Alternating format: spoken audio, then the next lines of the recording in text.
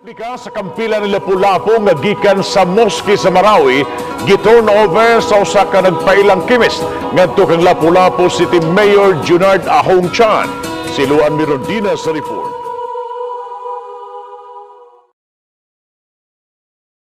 Ang mga tala-arawan ni Antonio Pigafetta ay naglalaman ng mga kwento ng pakikipagsapalaran, pagtuklas at pag-ibig.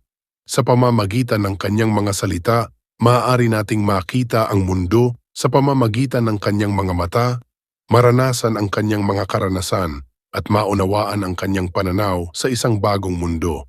Ngunit sino nga ba si Antonio Pigafetta at ano ang naging papel niya sa naging ekspedisyon ni Ferdinand Magellan sa Pilipinas? Tara at ating alamin. Ang mga diary ni Antonio Pigafetta ay naglalaman ng mga kwento ng pakikipagsapalaran, pagtuklas at pag-ibig. Si Antonio Pigafetta ay isang Italianong manlalakbay at manunulat na kilala sa kanyang detalyadong pagsulat ng ekspedisyon ni Ferdinand Magellan sa pag-ikot sa mundo noong 1519 hanggang 1222. Dahil sa kanyang pagsama sa ekspedisyon ni Magellan, naging saksi siya sa unang pagdating ng mga Europeo sa Pilipinas at nagsulat ng mahahalagang impormasyon tungkol sa kultura, pamumuhay at mga tao sa Pilipinas. Bilang isang miyembro ng ekspedisyon ni Magellan, nagkaroon ng mahalagang papel si Pigafetta sa pag-unawa natin sa Pilipinas noong panahon ng pre-kolonyal. Naging saksi si Pigafetta sa pagdating ng ekspedisyon ni Magellan sa Homonhon, Eastern Samar noong Marso 16, 1521. Nagsulat siya ng mga detalyadong obserbasyon tungkol sa kanilang pakikipagtagpo sa mga katutubo at dito ay nalaman nila ang kultura ng mga sinaunang Pilipino at ang kanilang mga kaugalian. Sa kanyang diary, inilarawan ni Pigafetta ang iba't ibang aspeto ng pamumuhay ng mga Pilipino, kabilang ang kanilang mga tradisyon, paniniwala, pagkain, damit at sining. Sumulat rin ito ng mga pangyayari sa ekspedisyon, kabilang ang pakikipaglaban sa Mactan, ang pagkamatay ni Magellan, at ang pagpapatuloy ng ekspedisyon sa ilalim naman ni Juan Sebastian Elcano. Naisulat rin ni Pigafetta ang unang misa na ginanap sa Pilipinas sa Limasawa, Southern Leyte noong Marso 31, 1521 at ang ekspedisyon na ito ang nagdala ng Kristyanismo sa Pilipinas na nagkaroon ng malaking epekto sa kultura at relihiyon ng buong bansa. Si Antonio Pigafetta ay ipinanganak sa Vicenza, Italy noong 1471. Naglakbay siya sa buong mundo kasama si Ferdinand Magellan mula 1519 hanggang 1222. Pagkatapos ng ekspedisyon, nagbalik siya sa Italy at nagsulat ng kanyang tala-arawan na pinamagatang Primo Viaggio Intorno al Mondo o sa Tagalog, Unang Paglalakbay sa Paligid ng Mundo. Ang kanyang tala-arawan ay naglalaman ng mahahalagang impormasyon tungkol sa Pilipinas, na nagbigay sa atin ng isang sulyap sa buhay ng mga Pilipino bago ang pananakop ng Espanya. Namatay si Pigafetta noong 1534 sa Vicenza, Italy. Si Antonio Pigafetta ay isang mahalagang figura sa kasaysayan ng Pilipinas. Ang kanyang detalyadong tala-arawan ay nagpapaliwanag tungkol sa mga kultura, pamumuhay at kaganapan sa pagdating nila sa Pilipinas. Ang kanyang mga obserbasyon ay nagbibigay sa atin ng mas malalim na pangunawa sa kasaysayan ng Pilipinas at sa mga epekto ng kolonyalismo sa ating bayan. Sa iyong mga narinig, natuklasan mo ang mga naging kontribusyon ni Pigafetta sa ating bayan. Hindi man siya Pilipino o naging isang bayani ng ating bayan, dapat ka rin magbigay-pugay sa kanyang mga nagawa. Mantakin mo dahil sa kanya ay naging mas malinaw sa ating mga isipan. Kung ano tayo dati, nakilala natin ang ating nakaraan. Tandaan, bagamat hindi Pilipino si Pigafetta, ay nagpakita naman ito ng malasakit at pagpapahalaga sa Pilipinas. Marahil alam niya na darating ang panahon na hahanapin natin ang ating mga sarili. Salamat sa Kanya dahil nahanap natin ito. Ang Kanyang mga tala-arawan ay pundasyon ng ating pagkakakilanlan bilang mga Pilipino. Hindi ito gawa-gawang kwento dahil marami ang nagpapatunay. Maaaring marami ang nagdududa. Subalit, sa tamang oras, sasambulat sa lahat ang katotohanan. Kaya naman maniwala ka man o hindi, hindi na yun ang mahalaga. Ngayon, iiwan ko sa iyo ang tanong, dapat ka bang maniwala o sapat na sa iyo ang magtiwala? Paki-comment sa ibaba ang iyong saloobin.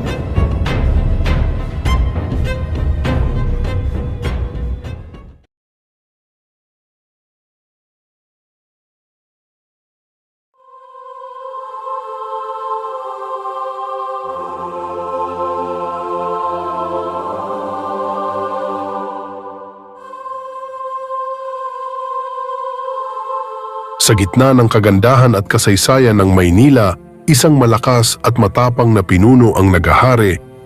Sino siya at paano niya binago ang takbo ng kasaysayan sa Pilipinas? Itinuturing siya na pinakahuling Muslim na naghari at naglingkod sa mga katutubo sa Maynila, isang hari na nagtanggol sa kanyang kaharian laban sa mga mananakop. Ang kanyang kwento ay puno ng hamon at pakikidigma sa kanyang panahon kung saan ang mga tradisyon at kultura ng mga katutubong Pilipino ay nasubok sa pagdating ng mga Espanyol. Tara at atin siyang kilalanin. Bago dumating ang mga Espanyol, ang Maynila ay isang maunlad na lungsod na pinamumunuan ng mga katutubong Pilipino. Ang lungsod ay sentro ng kalakalan at kultura at tahanan ng mga mahusay na manggagawa, mga ngalakal at mga magsasaka. Sila ay malayang nakapamumuhay at isinasabuhay ang kanilang sariling relihiyon at mga sariling batas at kaugalian. Ang pangunahing unit ng lipunan noon ay ang mga barangay na pinamumunuan ng isang dato o raha. Ang dato ay may kapangyarihan sa kanyang mga nasasakupan at nagsisilbing tagapamagitan sa mga alitan, samantala ang pamilya naman ay mahalaga sa lipunan ng mga katutubo. Ang mga magulang ay may malaking kapangyarihan sa kanilang mga anak at ang mga kapatid ay nagtutulungan sa pagtatrabaho at pag-aalaga sa pamilya. Mayroon silang solidong pagkakaisa sa pamamagitan ng mga barangay at nagtutulungan sila sa panahon ng digmaan o kalamidad. Sa panahon bago pa dumating ang mga Espanyol, ang mga katutubo ay naniniwala sa animismo, kung saan naniniwala silang may mga espiritu sa lahat ng bagay sa paligid. Mayroon silang mga ritual at seremonya para sa pagsamba sa mga Diyos at espiritu. Mayaman rin sila sa sining at musika.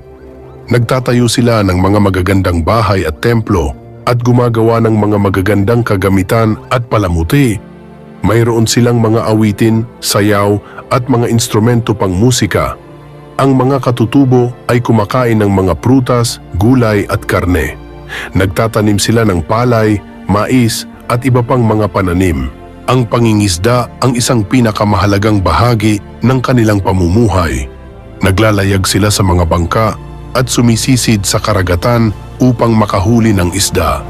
Nagtatanim rin sila ng palay, mais, kamote, at kasama sa pang-araw-araw na buhay ng mga katutubo ang paggawa ng mga kagamitan at palamuti mula sa kahoy, kawayan at metal.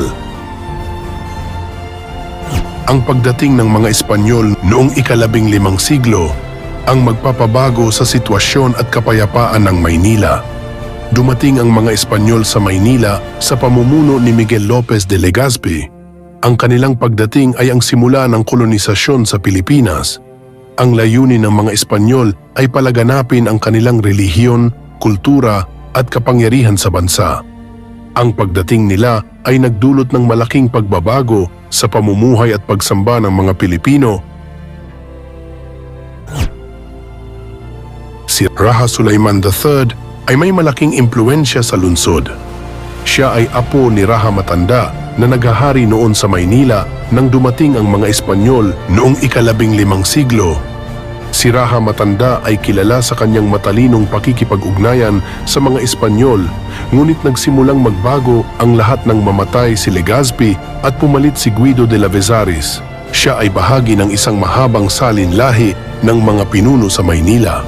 Ang kanyang pamilya ay may malaking impluensya sa lungsod at sa mga nakapaligid na lugar. Kilala si Raha Suliman sa kanyang katapangan at pagmamahal sa kanyang bayan.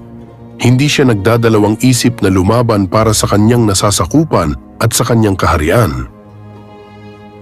Nang dumating ang mga Espanyol sa Maynila, nagpadala si Raha Suliman ng mga mensahero upang makipag-usap sa kanila. Ngunit bigo ito na patigilin ang tensyon sa pagitan ng mga Espanyol. Kaya naman agad-agad nagdesisyon ang mga Espanyol na salakayin ang lungsod. Nagsimula ang giyera sa pag-atake ng mga Espanyol sa mga kuta ng Maynila. Pinilit ng mga Pilipino na protektahan ang Maynila, subalit mas kakaunti ang kanilang bilang. Samantalang ang mga Espanyol ay may mga baril, kanyon at mga kabayo, habang ang mga Pilipino ay may mga sibat at pana. Sa kabila ng kanilang kagitingan, natalo ang mga Pilipino. Ang mga Espanyol ay matagumpay na masakop ang Maynila. Nang masakop ng mga Espanyol ang Maynila, kahit na nagpapatuloy ang labanan, pinanatili pa rin ni Raha Suliman ang diplomatikong ugnayan sa mga Espanyol. Subalit bilang tugon sa mga panawagan, napilitan si Suliman na makipagsabuatan kay Lakandula ng Tondo sa pagsasagawa ng isang rebelyon. Ang dalawang hari ay nagkakaisa sa kanilang pagnanais na palayain ang Maynila mula sa mga Espanyol. Noong ika-15 siglo, nagsagawa si Raha Suliman ng isang malawakang pag-aalsa laban sa mga Espanyol. Ang pag-aalsang ito ay kilala bilang Sulayman Revolt at naganap sa mga bayan ng Navotas. Ang layunin ng pag-aalsa ay upang palayain ang Maynila mula sa kontrol ng mga Espanyol. Ang Sulayman Revolt ay isang malawakang labanan sa pagitan ng mga Pilipino at mga Espanyol. Nakilala rin bilang First Battle of Manila Bay dahil sa paggamit ng mga barko sa labanan. Samantala, ayon sa mga historiador, ang kamatayan ni Raha Suliman ay walang eksaktong petsa. Ngunit tinatayang namatay siya noong 1575. Ang kanyang kamatayan ay nagmarka sa pagtatapos ng kanyang paghahari at ang pagbagsak ng kanyang kaharian sa mga kamay ng mga Espanyol. Gayunpaman, ang kanyang kwento ay nagsilbing inspirasyon sa mga Pilipino sa kanilang paglaban sa mga mananakop. Si Raha Suliman ay isang mahalagang bahagi ng kasaysayan ng Pilipinas. Ang kanyang kwento ay nagpapakita ng katapangan, pagmamahal sa bayan at pagnanais na mapanatili ang kalayaan ng mga Pilipino. Sa iyong mga narinig, anong pangyayari sa kwento ang nagbigay sa iyo ng labis na pagkamangha? Naging malinaw ba sa iyo ang lahat? Kung ganon, ano ang pumukaw ng iyong damdamin? At nagbigay sa iyo ng malinaw na sagot? Tandaan, ang katapangan ni Raha Suliman ay hindi natapos sa kanyang pagpanaw. Ang mga sumunod sa kanyang mga yapak ang nagpatuloy ng laban. Kaya dapat mo siyang pasalamatan dahil tinatamasa mo ngayon ang bunga ng kanyang mga sakripisyo. Ang kanyang katapangan at pagmamahal sa bayan ay pundasyon ng ating lahi. Kaya naman, ang pagpindot mo ng subscribe button ay malinaw na pagpapakita ng malasakit at suporta sa ating inang bayan. At kapag sinubukan mong mag-like sa video na ito, tiyak ko na isa ka rin sa mga namangha sa ipinakitang kagitingan at tapang ni Raha Suliman. Alam kong maaaring marami ang nagdududa. Subalit, sa tamang oras, sasambulat sa lahat ang katotohanan. Kaya naman, maniwala ka man o hindi, hindi na yun ang mahalaga. Ngayon, iiwan ko sa iyo ang tanong. Dapat ka bang maniwala o sapat na sa iyo ang magtiwala? Paki-comment sa ibaba ang iyong saloobin.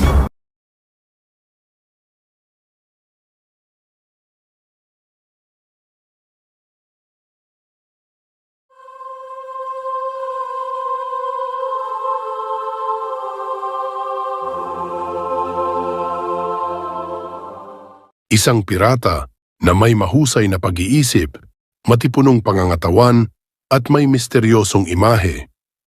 Ang kanyang mukha na may mapula na pisngi at makapal na bigote ay nagpapakita ng isang tao na bihasa sa pakikipaglaban at paglalakbay.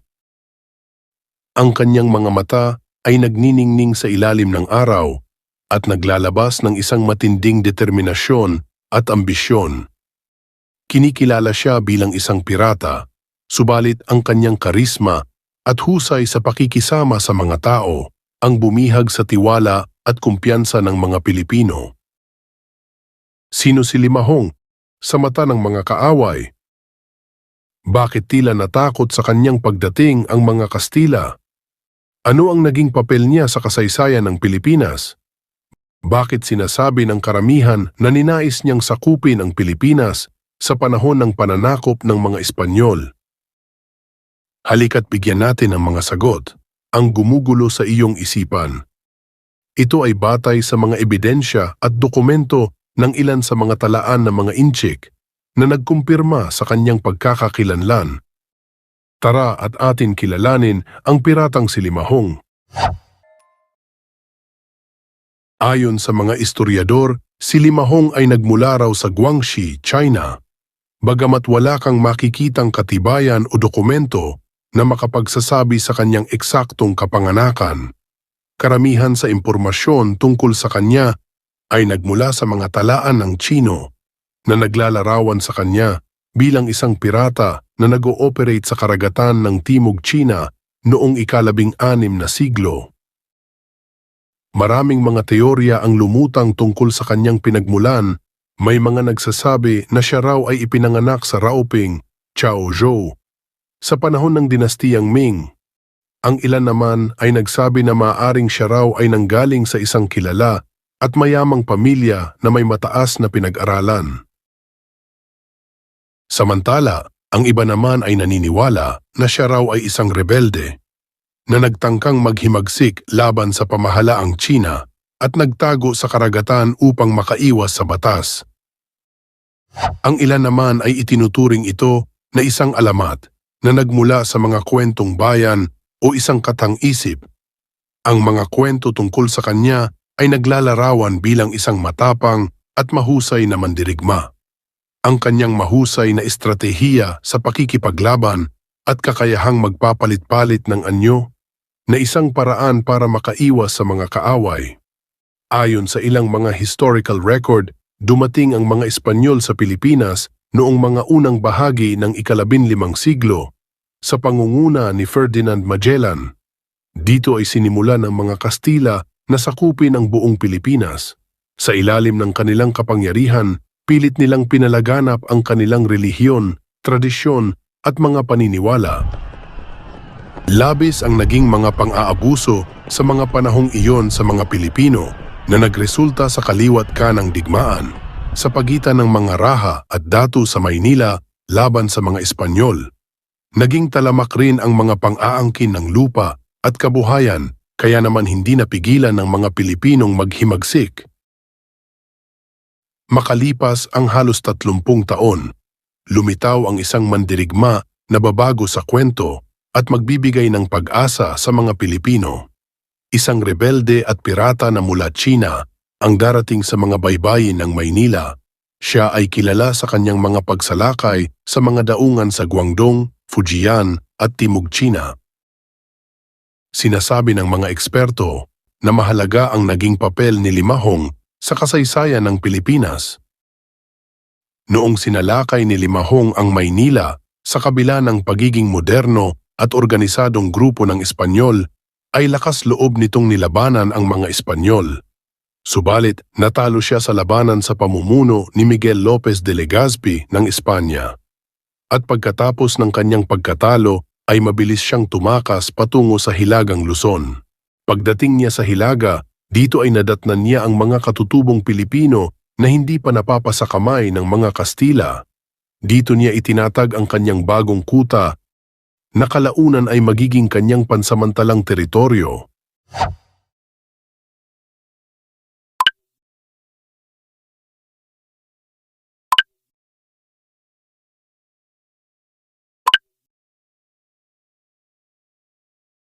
Pagkalipas lamang ng 3 taon ay muli niyang sinalakay ang Maynila. Subalit muli siyang natalo ng mga Kastila At sa pagkakataong ito, nagtungo naman siya sa Pangasinan at nagtayo ng isang bagong himpilan. Sa kabila ng kanyang mga pagkatalo, nagawa pa rin ni Limahong na manatili sa Pilipinas sa loob ng ilang taon. Dahil dito ay nagkaroon siya ng mga tagasunod at nagawang mag-organisa ng isang malakas na hukbo. Dahil sa kanyang malakas na presensya sa lugar, labis itong ikinatakot ng mga Kastila.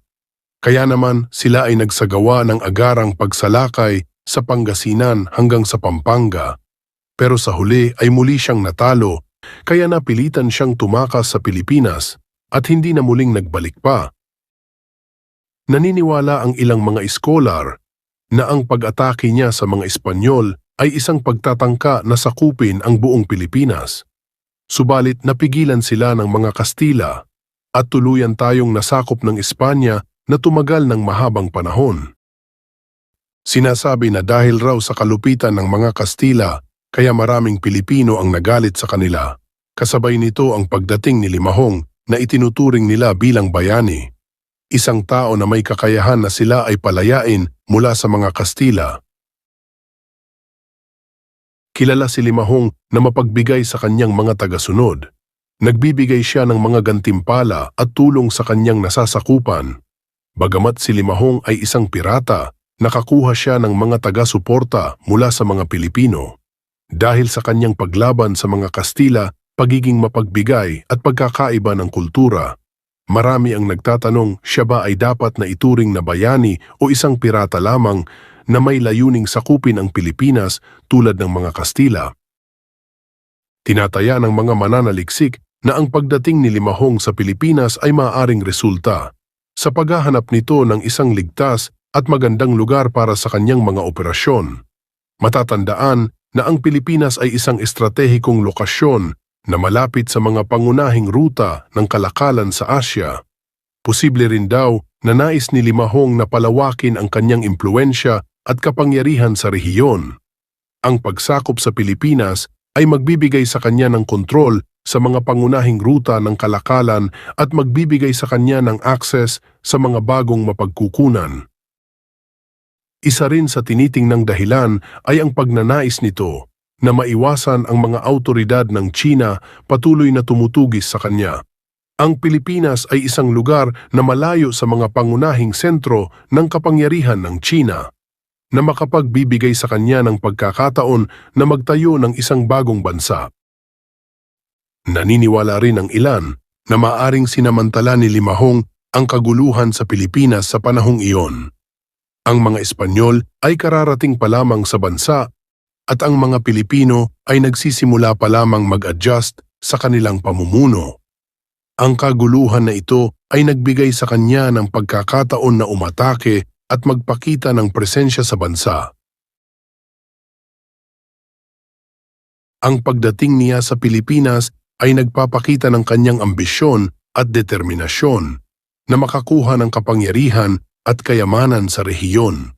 Ang mga talaan na nagpapatunay na hindi isang alamat at katang-isip si Limahong ay makikita sa mga dokumento ng kasaysayan ng Espanya at China. Ito ay nagkukwento tungkol kay Limahong at sa kanyang mga pagsalakay sa Pilipinas. Halimbawa, ang Historia de las Islas Filipinas ni Antonio de Morga ay nagsasalaysay ng mga pagsalakay ni Limahong sa Luzon. Mayroong mga mapa na sakop ng mga Espanyol sa Pilipinas mula sa ika-16 na siglo na nagpapakita ng mga lugar na sinalakay ni Limahong. Mayroong mga arkeolohikal na natuklasan sa Pilipinas na nagpapahiwatig ng pagkakaroon ng mga piratang Chino noong ika-16 na siglo. Isa pa riyan ang pagkakaroon ng mga tradisyon ng bayan sa Pilipinas na nagkukwento tungkol kay Limahong at sa kanyang mga pagsalakay.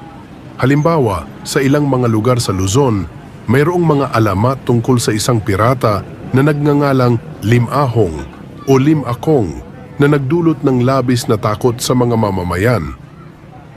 Bagamat ang mga ebidensyang ito ay hindi sapat upang mapatunayan na si Limahong ay isang tunay na tao, ang mga patutuo na ito ay nagpapahiwatig na ang mga pagsalakay ng mga piratang Chino sa Pilipinas ay isang tunay na pangyayari sa kasaysayan.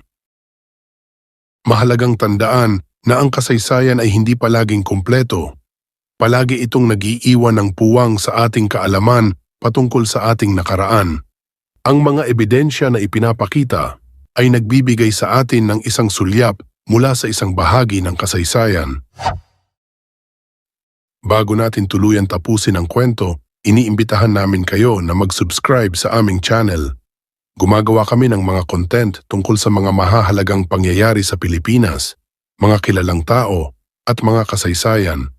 Napansin namin na karamihan po sa mga nakakapanood ng ating mga video ay hindi pa nakasubscribe.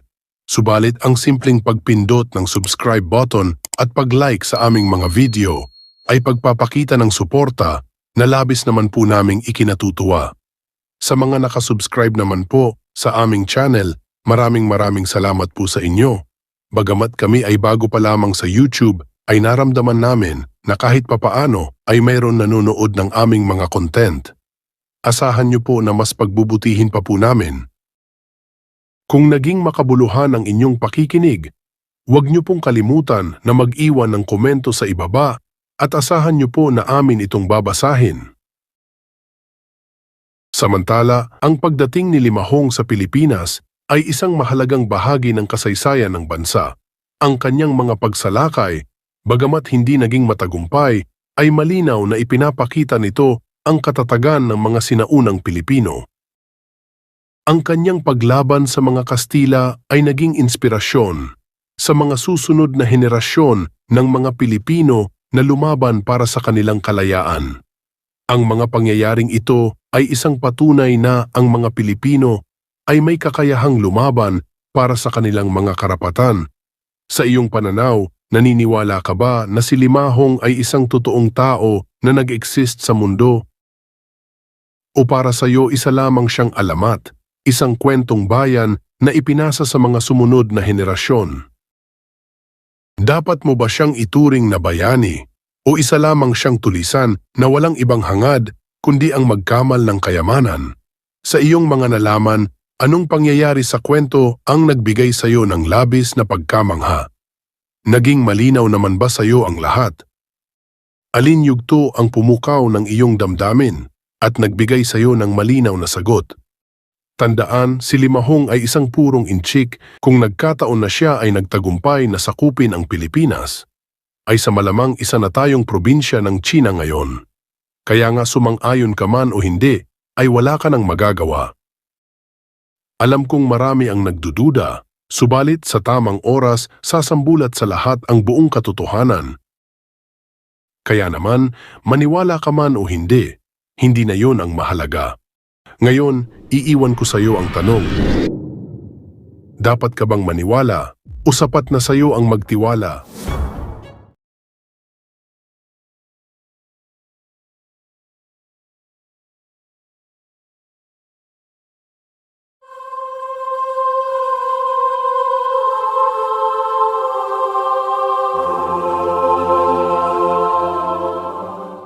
Mula sa mga alaala ng makapangyarihang mga datu at ang mga pakikipaglaban sa mga dayuhan hanggang sa mga bakas ng kultura at komersyo na nagpapatuloy pa rin hanggang sa ngayon sa modernong Maynila, ang kasaysayan ng Tondo ay isang kwentong naghihintay na mapag-aralan. Ngunit ano nga ba ang tunay na halaga at impluwensya ng kaharian ng Tondo noong unang panahon? Halina't samahan niyo ako pabalik sa nakaraan, patungo sa isang kaharian na minsang nagningning sa puso ng Maynila. Sa gitna ng mga lagaslas ng Ilog Pasig, sa mayamang kapaligiran ng Luzon, umusbong ang isang kaharian na sagana sa kultura, pamahiin at mga tradisyon. Isang kaharian na uukit ng malaking marka sa kasaysayan ng Pilipinas at kikilalanin kahit ng mga malalaking imperyo sa panahong iyon. Ito ang kaharian ng Tondo, isang estado na higit pa sa isang simpleng pamahalaang pampulitika, na may matayog na sistemang panlipunan na kinabibilangan ng mga sibilisadong tao. Noong ika-10 hanggang ika-13 siglo, ang Tondo ay nagsilbing sentro ng komersyo sa pagitan ng mga isla ng Pilipinas at ng mga karatig na bansa. Ang Ilog Pasig na siyang nag-uugnay sa kaharian ng Tondo sa mga rehiyon ng Luzon ay naging isang pangunahing ruta ng transportasyon. Ang lipunan ng Tondo ay may isang hierarchical na istruktura na pinamumunuan ng isang lakan o raha na siyang pinuno ng militar at espiritual na pinuno. Sa ilalim niya ay ang mga dato na nagsisilbing mga pinuno ng mga barangay o maliit na pamayanan. Ang mga dato ay may kapangyarihan sa kanilang mga nasasakupan at may tungkulin sa pagpapanatili ng kaayusan at hustisya. Ang pag-unlad ng Tondo ay hindi lamang nakadepende sa kalakalan. Ang mayamang lupa sa paligid ng Ilog Pasig ay nagbigay daan sa pag-unlad ng agrikultura na nagbigay ng sapat na pagkain para sa lumalaking populasyon. Ang mga kasanayan sa paggawa ng mga gamit mula sa metal, paghahabi at paggawa ng mga bangka ay nagpalawak pa sa ekonomiya ng Tondo. Ang Tondo ay nakipag-ugnayan at bumuo ng isang matatag na relasyon sa iba't ibang kaharian sa Timog Silangang Asya na nagpapalawak lalo ng kanilang kapangyarihan at impluwensya.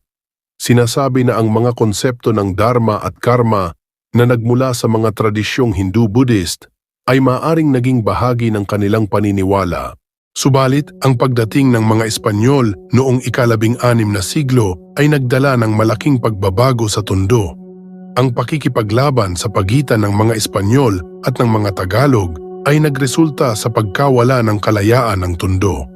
Ang mga Espanyol ay itinatag ang Maynila bilang kanilang sentro ng kapangyarihan, na nagpahina sa posisyon ng Tondo bilang isang pangunahing sentro ng negosyo. Sinasabi rin na ang pagkatalo ni Lacandula sa mga Espanyol ay ang panahon ng pagwawakas ng kaharian ng Tondo bilang isang malayang estado. Ang paggalang sa pamilya, ang kahalagahan ng pakikipagkapwa-tao at ang pagpapahalaga sa kalikasan ay ilan lamang sa mga halimbawa ng mga kaugalian at tradisyon ng Tondo na nanatili hanggang sa kasalukuyan. Ang sistema ng barangay, kahit na may mga pagbabago, ay nagpapakita pa rin ng impluensya ng sinaunang sistema ng pamayanan. Ang baybayin, bagamat hindi na ginagamit bilang pangunahing sistema ng pagsusulat, ay patuloy na pinag-aaralan at pinahahalagahan bilang bahagi ng ating cultural heritage. Ang Laguna Copper Plate Inscription, isang copper plate na natagpuan sa Laguna na naglalaman ng isang inskripsyon sa wikang Old Malay na may mga salitang Sanskrit, ay nagbibigay ng mga detalye ng isang transaksyon sa lupa noong 900 CE na nagbanggit sa kaharian ng Tondo at ng mga pinuno nito. Ang mga talaan ng mga Chino, Japan at iba pang mga dayuhang manlalakbay ay nagbanggit sa Tondo bilang isang maunlad na kaharian na may malawak na komersyo. Ang mga arkeolohikal na paghuhukay sa mga lugar na dating sakop ng Tondo ay nagbigay ng mga artifact na nagpapakita ng kanilang mayamang kultura at advanced na teknolohiya. Ang mga kwento tungkol sa kaharian ng Tondo ay talaga namang nakakamangha. Sa panahon ngayon, ang sarap isipin at unawain ang kasaysayan ng ating pinagmulan. Ang pagiging komplikado nito at ang kakayahan ng ating mga ninuno. Ang kaharian ng Tondo ay isang paalala na ang ating kasalukuyan ay nakabatay sa mga pundasyon ng ating nakaraan. Ipinakita nito ang ating tradisyon, kultura at yaman na minsan rin nagpakilala sa atin bilang isang maunlad na pamayanan sa mundo. Kung tutuusin, ang kaharian ng Tondo ay matagal nang naglaho. Subalit ang mga pamana nito ay nananatili. Ang ating pagpapahalaga sa kanilang mga sinimulan ang siyang magiging gabay natin sa ating paglalakbay patungo sa mas maunlad na hinaharap. Ang kaharian ng Tondo ay higit pa sa isang talaan sa mga pahina ng kasaysayan. Ito ay isang testamento sa katatagan at paglaban ng mga Pilipino. Ang pag-iral nito, bago pa man dumating ang mga mananakop, ay nagpapatunay sa kakayahan ng mga katutubong komunidad na bumuo ng mga komplikado at maunlad na lipunan. Ang mga kwento ng mga dato at mandirigma na tulad ni Lacandula at Magat Salamat na nagtangkang ipagtanggol ang kanilang lupain at kalayaan ay nagbibigay inspirasyon at nagpapaalala sa atin ng kahalagahan ng paglaban para sa sariling karapatan. Ang kanilang mga pagsisikap kahit na natalo ay nagpapakita ng di matitinag na espiritu ng mga Pilipino at nagsisilbing pundasyon ng ating pakikibaka para sa kalayaan. Ang pag-aaral sa kanilang mga karanasan ay hindi lamang pagtingin sa nakaraan, kundi isang pagkilala sa patuloy na pagsusumikap ng mga Pilipino para sa isang mas makatarungan at malayang kinabukasan. Ang kanilang mga kwento ay patuloy na nagbibigay ng inspirasyon at nagtuturo sa atin ng kahalagahan ng pagkakaisa at paglaban para sa ating mga karapatan.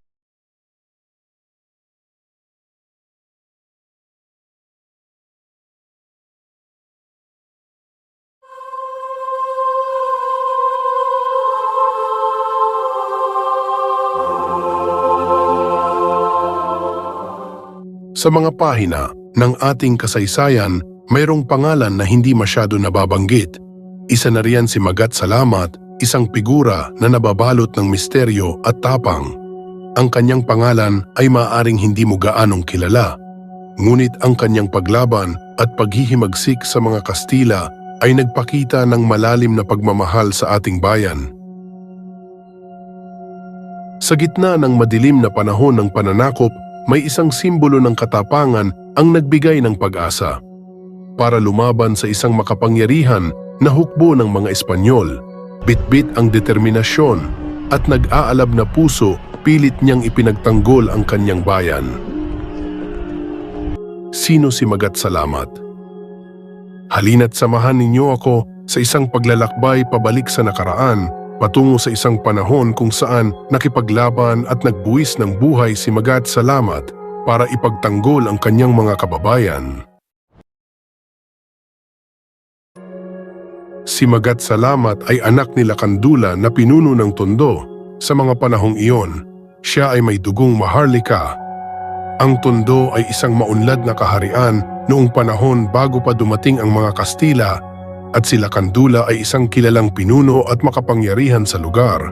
Bagamat limitado ang mga nakasulat tungkol sa kanya, naniniwala ang karamihan na si Magat ay siguradong lumaki sa Tondo at namuhay na hitik sa kayamanan at karangayaan sa kanilang kaharian.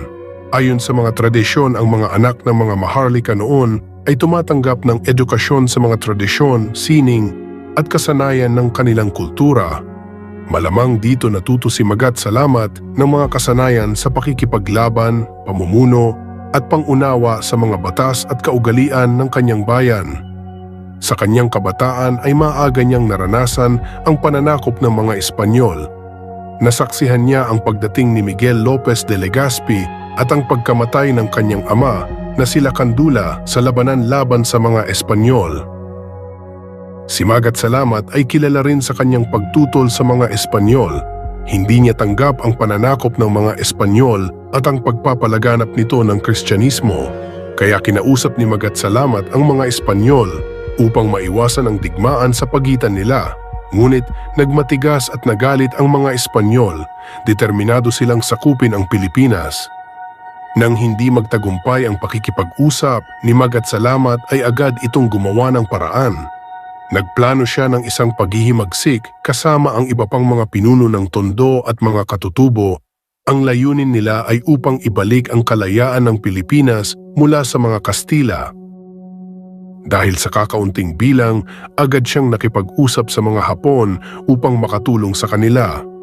Nangako ang mga Hapon na tutulungan nila si Magat Salamat sa kanyang pakikipaglaban. Bilang kapalit, ipinangako ni Magat Salamat na ibibigay niya sa mga Hapon ang kalahati ng tribu na kinokolekta sa Pilipinas. Alam ni Magat Salamat na ang mga Hapon ay may malakas na hukbo. Inaasahan niyang matutulungan sila ng mga Hapon sa pag-aalsa laban sa mga Espanyol. Ang pagnanais ni Magat na maibalik ang kalayaan ng Pilipinas ang siyang nagdala sa kanya sa kapahamakan at sa kanyang kaharian. Sinamantala ito ng mga Hapon, kaya naman hindi imposible na naimpluwensyahan ito ng mga Hapon na maghimagsik sa Espanyol. Nakita niya sa mga Hapon ang isang potensyal na kaalyado na maaaring makatulong sa kanya sa kanyang ipinaglalaban. Bagamat nagkaroon ng pakikipag-alyansa, hindi ito nagtagumpay. Natuklasan ng mga Espanyol ang kanilang plano at nahuli si Magat Salamat. Siya ay ikinulong sa Maynila at kalaunan ay pinatay sa pamamagitan ng pagbitay noong 1589.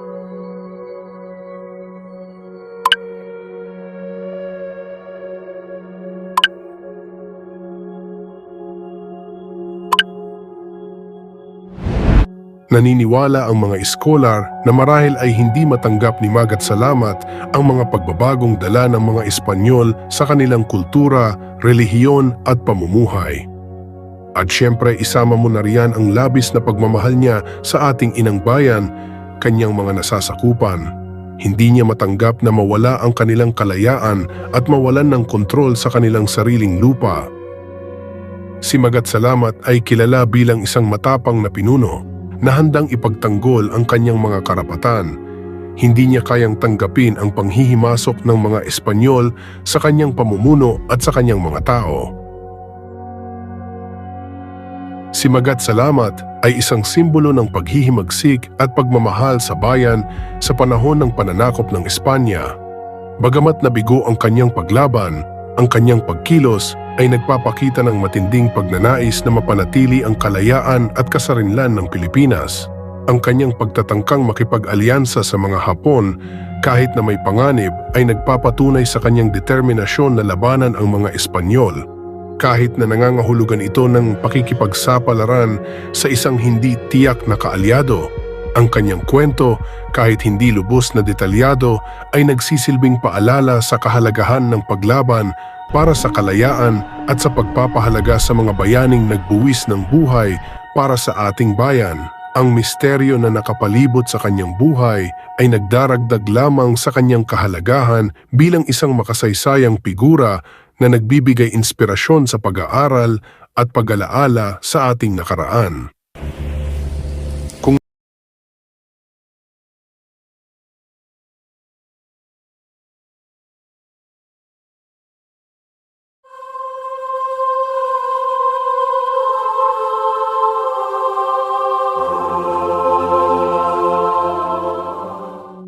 Itinuring ng Espanya na isang kahangalan ang planong paglalakbay ni Ferdinand Magellan, isang ambisyon na magpapabago sa ikot ng mundo.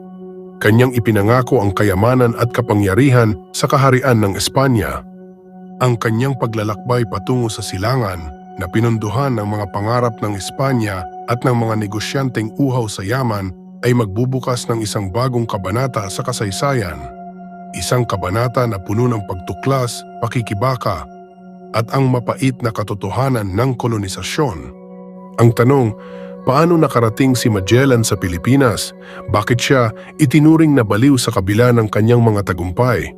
Halina't samahan niyo ako sa isang paglalakbay pabalik sa nakaraan patungo sa isang panahon kung saan ipinapakita ang tibay ng dibdib, mataas na ambisyon at puno ng pakikipagsapalaran na magpapabago sa relihiyon, kultura at mga tradisyon ng Pilipinas.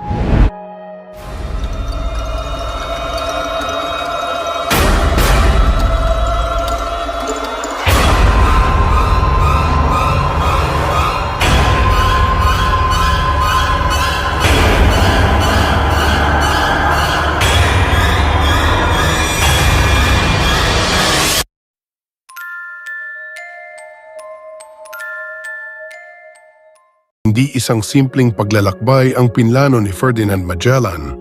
Ito ay isang ambisyosong plano na kanyang dala ang pagtuklas ng isang bagong ruta patungo sa Moluccas, ang Spice Islands, na sagana sa mga pampalasa na may mataas na halaga sa Europa. Ang Portugal, sa pamamagitan ng ruta sa Cape of Good Hope, ay may monopolyo sa kalakalang ito. Nais ni Magellan na tapusin ang monopolyong ito at magdala ng kayamanan sa Espanya. Kaya naman nagtungo siya sa hari na si Carlos I at sinabi ang kanyang mga plano. Upang kumbinsihin ang hari, ipinaliwanag niya rito ang kanyang plano na tumuklas ng isang panibagong ruta at palawakin ang imperyo ng Espanya sa silangan. Dagdag pa niya na kung siya ay pahihintulutan ng hari, ay dadalhin niya rito ang kayamanan ng Moluccas na lalong magpapaunlad sa kanilang kaharian. Subalit na bahala ang hari at nag-warning ito na lubhang mapanganib ang kanyang plano. Pero dahil sa nakakakumbinsing salita at husay, ay agad niyang napapayag ang hari pero sinabi nito na hindi niya mabibigyan ng pondo ang kanilang ekspedisyon. Alam ni Magellan na hindi madali makahanap ng salapi para sa isang malaki at mapanganib na ekspedisyon. Kaya naman agad itong humanap ng mga maharlika at mayamang negosyante sa Espanya upang mabigyan ng sapat na pondo ang kanyang pinaplano. Nagtungo siya kay Carvajal, isang kilala at mayaman na negosyante. Kinumbinsi niya ito na tulungan siya kapalit ang malaking kayamanan at kita sa mga pampalasa ng Moluccas. Alam ni Carvajal na hindi tiyak ang tagumpay ni Magellan, ngunit alam niya rin na kapag ito ay magtagumpay ay malaki ang kanilang kikitain. Kaya naman agad niyang pinunduhan ang paglalakbay ni Magellan gamit ang barkong Trinidad kasama ang 4 pang barko. Si Antonio Pigafetta, ang kanyang kronista, ay siyang magtatala ng bawat detalye ng kanilang mahabang paglalakbay. Agad silang umalis at sinimulan ang kanilang paglalayag.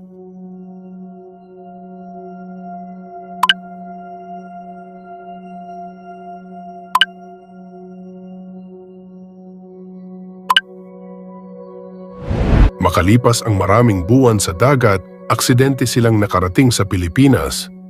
Pagdating nila sa Pilipinas, ayon sa diary ni Pigafetta, inilarawan niya ang isla na may maganda at lunti ang kagubatan na may malinaw na tubig at nakatira rito ang mga katutubo na may sariling kultura at paniniwala na kakaiba sa mga anumang nakita niya dati. Si Magellan ay agad na nakipag-usap kay Raja Humabon, ang datu ng Cebu. Upang mapalapit siya rito, pinakasalan ni Magellan ang anak ni Humabon. Ginamit niya ang kanyang impluensya upang palaganapin ang Kristyanismo, ngunit hindi ito naging madali. Ang mga katutubo ay may sariling paniniwala at mga Diyos. Gayunpaman, bagamat bago sa kanila ang Kristyanismo, agad nila itong tinanggap. Hindi lahat ng mga pinuno sa isla ay pumayag sa impluensya ng mga Espanyol. Si Lapu-Lapu, ang datu ng Mactan, ay nanindigan laban sa kanila. Nakita niya ang pang-aabuso at kalupitan ng mga Espanyol. Galit na kinausap ni Lapu-Lapu si Magellan at sinabihan niya ang mga ito na hindi namin kailangan ang inyong Diyos. Lumayas kayo sa aming lupain. Ang paglaban na ito ni Magellan ay nagresulta sa labanan sa Mactan. Kalaunan ay namatay si Magellan dahil sa tama ng sibat galing sa mga mandirigma ni Lapu-Lapu. Ang kanyang pagkamatay ay nagmarka ng pagtatapos ng kanyang ambisyon, ngunit ito ang naging simula ng mahabang pananakop ng Espanya sa Pilipinas. Ang pagbibigay ni Magellan ng pangalang Las Islas Filipinas kay King Philip II ay siyang pangalang dala-dala pa rin ng Pilipinas hanggang ngayon. Ang kanyang ekspedisyon ay nagbukas ng daan para sa kolonisasyon ng Espanya na tumagal ng mahigit 3 siglo. Ang pananakop ay nagdala ng Kristyanismo, ngunit kasama rin nito ang pagkawasak ng mga katutubong kultura at ang pagsasamantala sa mga likas na yaman ng Pilipinas. Ang layunin ng Espanya ay hindi lamang ang kayamanan, kundi ang pagpapalaganap ng kanilang relihiyon at imperyo. Ang paglalakbay ni Magellan ay isang komplikadong kabanata sa kasaysayan ng Pilipinas.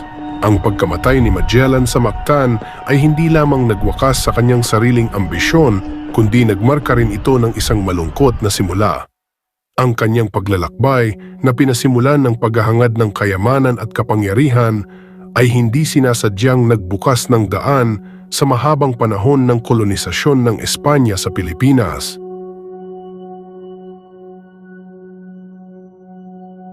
Habang dala ng mga Espanyol ang Kristyanismo, nawala naman ang mga katutubong kultura at tradisyon at ang mga likas na yaman ng bansa ay sinamantala. Ang pangalang Las Islas Filipinas, isang regalo ni Magellan kay Haring Philip II, ay naging isang paalala ng isang nakaraan na puno ng pagsakop at pagsasamantala. Ang kwento ni Magellan ay isang paalala na ang kasaysayan ay isang komplikadong yugto na hinabi mula sa mga ambisyon, pag-asa at ang mapait na katotohanan ng paglaban at pananakop. Isa itong kwento na nagpapatuloy na magbigay ng aral sa atin tungkol sa mga kahihinatnan ng walang habas na paghahangad ng kapangyarihan at ang kahalagahan ng pagkilala at paggalang sa mga kultura ng iba.